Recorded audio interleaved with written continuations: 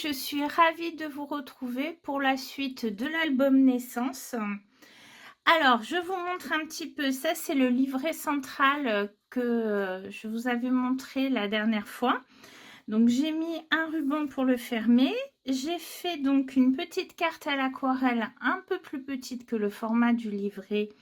Avec ceci, c'est un tampon Shoe Flower, où il est de la collection Victoria Street. Voilà.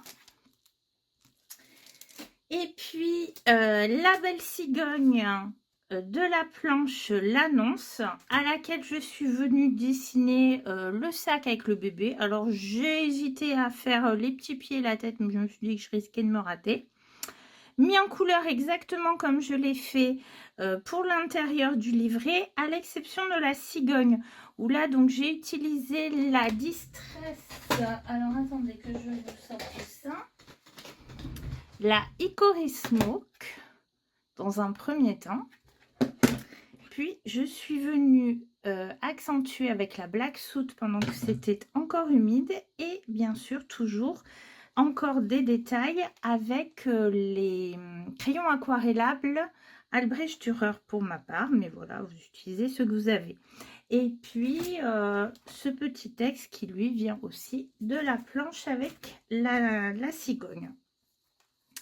Donc voilà un petit peu ce livret terminé. Et maintenant, on va passer à la partie qui pour moi est la plus délicate.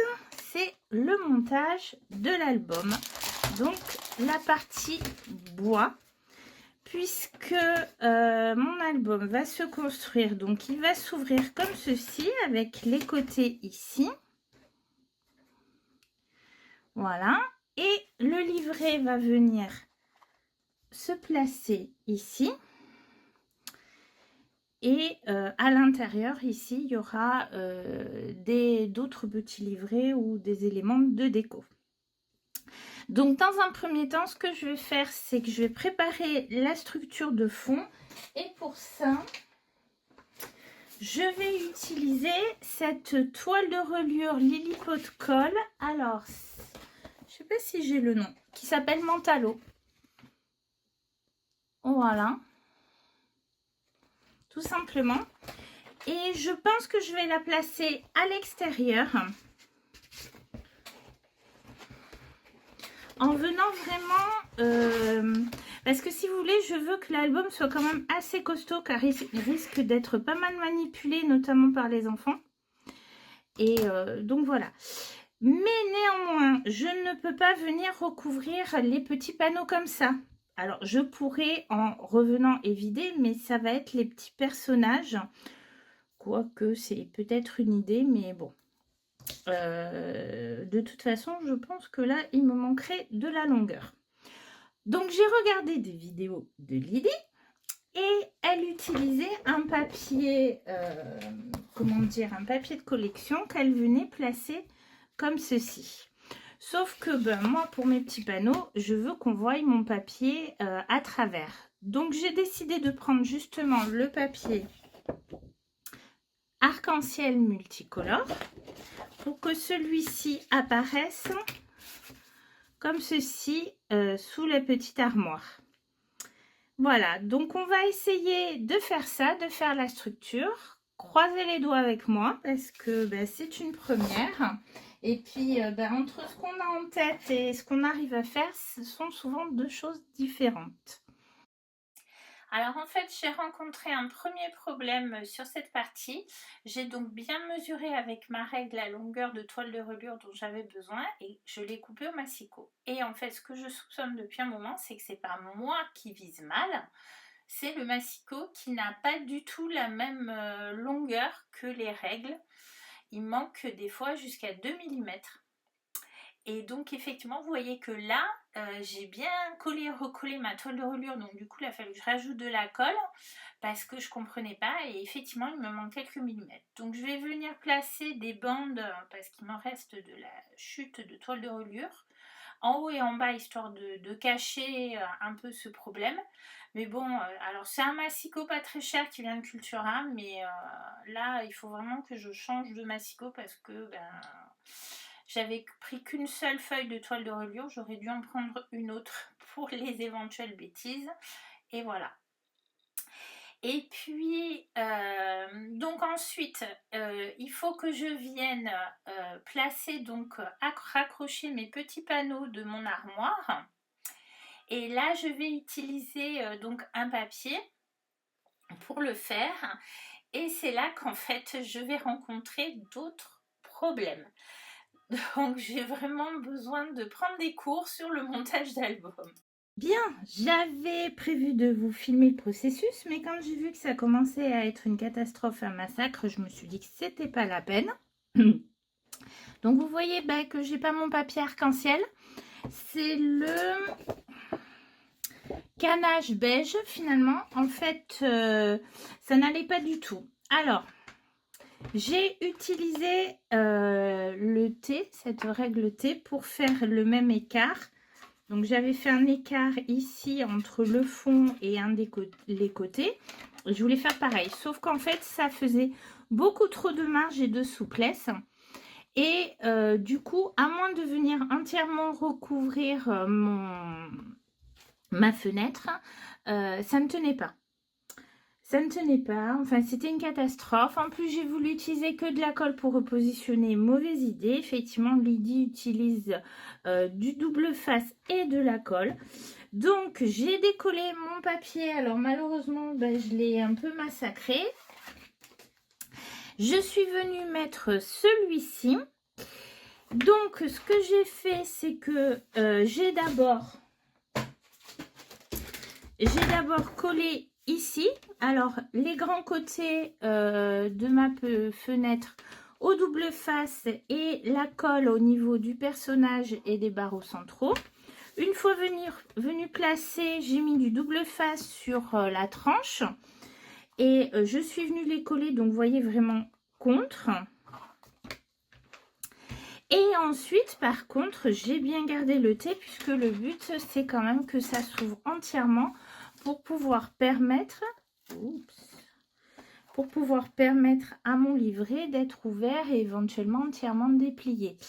Voilà, donc effectivement, la mocheté du fond sera de toute façon cachée. Ouf. Voilà. Et alors ici, c'est très abîmé parce que c'est mon premier essai et que j'ai collé, redécollé et que voilà. Heureusement que le livret central viendra tout cacher. Ici, c'est mieux parce que du coup, j'ai vu ce que je faisais. Je vous montre un petit peu mes corrections en arrière. Ah, il faut que je reprenne mes marges. Voilà, donc je viendrai peut-être mettre aussi une petite bande ici, histoire que, vous voyez, un peu comme ceci, histoire que ça fasse un petit peu plus habillé. Voilà, voilà. Et du coup, ce que je ferai, c'est qu'il me reste quand même du papier arc-en-ciel. Et je pense que je vais venir jouer avec un petit carré ici et ici et ici et des petits carrés ici. Je ne sais pas encore exactement. Je vous montre le double face utilisé. C'est de la marque Lily Pot de Colle. Vous avez plusieurs largeurs sur la boutique de la Fée. Je vous le recommande, il est vraiment très bien. Alors, on voit déjà qu'il y a un petit problème pour la fermeture de l'album, mais ça, je vous en reparlerai à la fin. Je vais vous montrer un petit peu toutes les erreurs à ne pas commettre dans cette vidéo. Alors, le premier livret, on va créer un petit pop-up que j'avais déjà réalisé sur cet album avec des photos de l'automne, album réalisé avec une collection de Florilège Design. Donc vous voyez, c'est un système très simple mais qui fait son bel effet. Alors dans une des chutes de papier, j'ai découpé une page de 14 cm de large par 18 de haut que je suis venue plier en deux dans la largeur puisqu'en fait mon espace n'est que de 7 cm. Et toujours dans une chute, je viens couper une bande de 3 cm de hauteur sur à peu près 14 cm de large, mais la largeur, on va la retravailler par la suite. Vous pouvez la modifier en fonction de ce que vous souhaitez. Dans nos 3 cm de hauteur, on vient faire un pli à 1 cm. Alors, vous voyez, je persiste, hein, j'utilise quand même le massicot, même si il a quelques problèmes. Donc voilà, un petit peu cette bande, ça va être notre base. Et ensuite, je plie, dans sa longueur, je plie mon papier en deux. Et voilà, c'est ce qui va nous permettre de créer une sorte de V qui va venir se placer. Donc on coupe au milieu et on fait des petites encoches pour permettre au papier justement d'être plus souple dans le mécanisme. Et on va venir coller. Alors, plus vous faites, comment dire, un V important, plus votre pop-up va avoir tendance à pencher vers l'avant quand vous ouvrez. Donc moi je vous conseille de vraiment bien l'ouvrir, vous allez voir mieux avec la vidéo, avec l'image, pour que vraiment dès qu'on ouvre le pop-up on voit bien le mécanisme. Un pop-up en général ça se fixe avec de la colle, comme ça permet de le repositionner. Donc vous voyez un petit peu comment j'ai procédé, la colle n'étant pas sèche, je suis venue réajuster. J'ai ensuite coupé ce qui dépassait. Donc le pli central de votre bande vient se mettre dans le pli de votre feuillet, tout simplement. Et ensuite on colle les motifs dessus. Pour le deuxième livret, je coupe une bande de 7 cm de large par 30 cm. En fait, je vais utiliser toute la largeur de mon papier. Et cette bande, je vais la plier en deux dans la hauteur pour que mon livret s'ouvre par le haut. Vous voyez, comme ceci. Mais évidemment, il ne va pas entièrement recouvrir le fond de mon album. Mais ça, c'est pas grave. Avec des chutes de papier, on peut venir arranger un petit peu tout ça. Ensuite, dans le même papier, j'ai d'abord coupé une bande de 2 cm de large par 9 cm de hauteur que je suis venue plier à 1 cm, 3 cm et 8 cm pour pouvoir créer mon mécanisme. Et ensuite, avec de la colle liquide toujours, c'est quand même plus pratique pour les pop-up, je suis venue coller ce mécanisme. Je vais mieux vous montrer, vous expliquer sur la bande suivante. Donc ensuite, j'ai fait une bande dans ce qui me restait. Donc vous voyez, ça fait un petit peu plus de 3 cm, toujours sur 9 cm. J'ai plié à 2, à 5 et à 8. Donc toujours un petit bord. Et là, je vais vous montrer comment je fixe ça. Donc en fait, je calcule la hauteur que j'ai ici sur un de mes côtés, c'est-à-dire 3 cm. Donc ici, je viens faire un repère à peu près ici, depuis le pli intérieur de 3 cm. Je mets la colle sur cette languette-ci.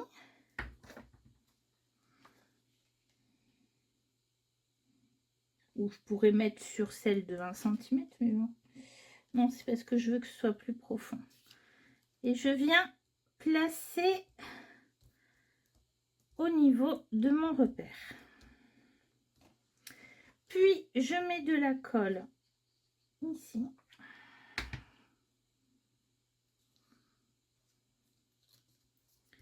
Je me plie comme ça et je viens plier mon pop-up. Alors, si vous n'êtes pas sûr de votre mécanisme avant que ce soit totalement sec, vous pouvez ouvrir pour vérifier. Mais une fois que votre colle est sèche, vous avez ainsi vos deux supports pop-up contre lesquels nous allons placer nos éléments. Et puis la photo ici et un texte ici. Voilà. Donc, celui-ci, je l'ai collé de la même façon. J'ai mesuré cette longueur. Je suis venue mettre mon repère ici. Donc, cette longueur, c'est-à-dire... Ah, vous voyez, c'était pas sec.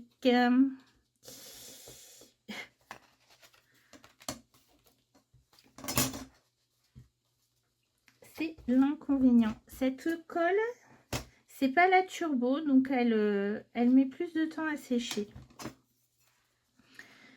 Mais donc, j'ai pris la mesure, c'était environ le pli, j'ai fait mon repère, etc. On va attendre que ça sèche bien avant de venir coller les différents éléments. Alors, le résultat final, donc j'ai eu un souci pour faire tenir comment dire, l'ensemble de l'album bien fermé avec un système de ruban, ça ne tenait pas assez. J'ai mis trop d'épaisseur dans les tranches, je pense, ou surtout trop d'écart.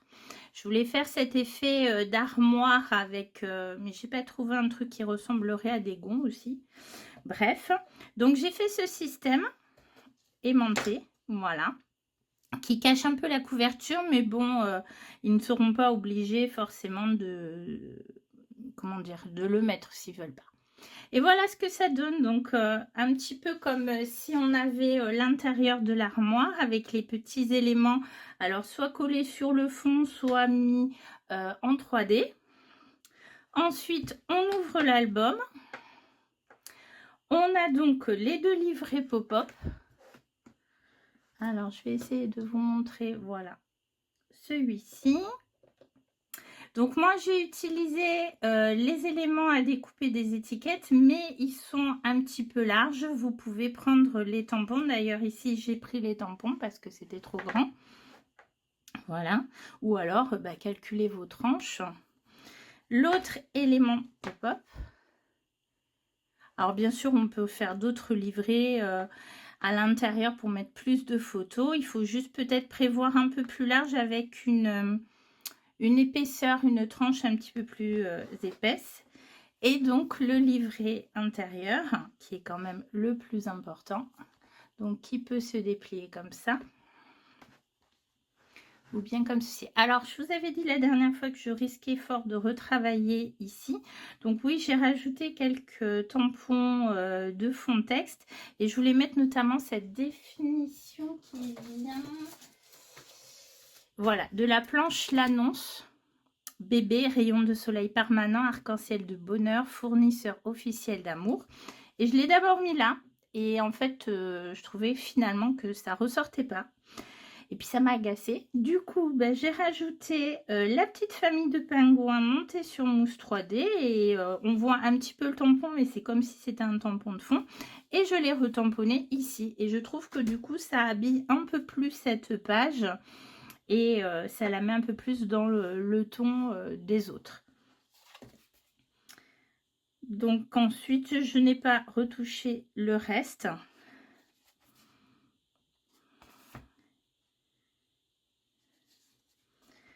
Voilà, avec notamment la page, une de mes pages préférées, celle des cadres de famille. Alors, les fleurs ne sont pas tamponnées de façon très nette, c'est assez du au papier, mais comme elles sont sur le fond, ça m'arrangeait justement. Je voulais qu'elles soient plus discrètes et pour que les cadres ressortent plus.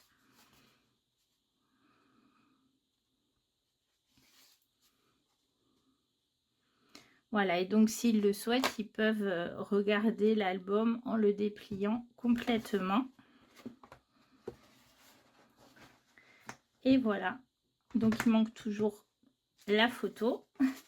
Je pense que je vais refaire avant de l'envoyer une relance, et sinon je collerai un fond un peu comme ça. Je vais garder mon gabarit parce qu'il est un peu épais, juste pour qu'il sache où coller une photo.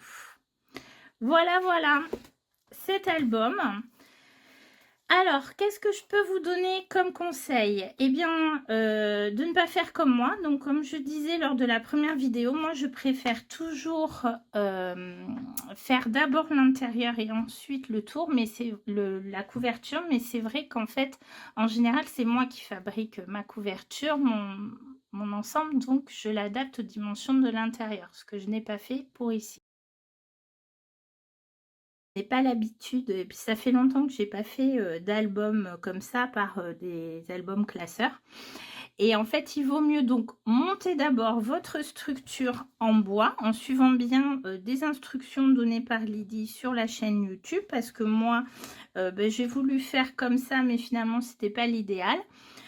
Il faut avec le papier qui est quand même assez costaud. Vous voyez, là, je l'ai dû couper pour que et ça apporte un peu plus de souplesse et d'ouverture à l'ensemble. Et comme il y a la toile de reliure de l'autre côté, ça ne met pas en danger sa structure. Et du coup, en fait, si j'avais monté d'abord l'album, j'aurais fait un livret un petit peu moins large. Parce que du coup, ça gêne également, vous voyez, au niveau de la fermeture. Bon, ben voilà. Donc, si je peux vous donner un conseil, si vous voulez faire un album dans ce style, avec un des albums en bois de la Fée, c'est de d'abord monter votre structure, votre couverture, pour ensuite adapter le reste aux dimensions. Et voilà. Donc ici, moi, j'ai fait le choix qu'on voit les tranches, puisque je voulais faire un petit côté armoire, mais c'est vrai qu'on peut notamment, comment dire, faire en sorte qu'on ne les voit pas. Et du coup, vous voyez, au début, j'avais mis un système de ruban avec des brads, mais je n'arrivais pas en fait à serrer suffisamment pour que ça ferme et ça m'agaçait. Alors, c'est peut-être pas nécessaire, hein, c'est peut-être juste moi qui ai fait ma maniaque sur ce coup. Et du coup, j'ai utilisé une des chutes de la toile de reliure avec un des papiers que j'ai bien renforcé à certains endroits. Et j'avais ce système d'aimant que j'ai acheté en salon de loisirs créatifs, mais du côté des tissus, me semble, tout ce qui était couture. Voilà, mais ça marche également pour les albums. Vous voyez. Eh bien, écoutez, dites-moi ce que vous en pensez. Voilà, je nettoie un petit peu, je l'ai un petit peu sali. Si quand même ça vous a plu, au moins je vous ai montré les erreurs à ne pas faire. D'ailleurs, on peut toujours compter sur moi là-dessus. Non, je referai des albums bois parce que j'aime beaucoup ces structures. J'ai un album de mon voyage à faire, donc je cherche encore l'idée. Je le réfléchis, je le mûris, mais du coup, à force d'en faire, je devrais faire moins de bêtises. Et puis en tout cas, bah, dites-moi si ça vous a plu. N'oubliez pas le petit pouce en l'air, de poser des questions si vous en avez, posé-les en commentaire. Et puis on se retrouve bientôt pour une nouvelle création pour la fête du scrap.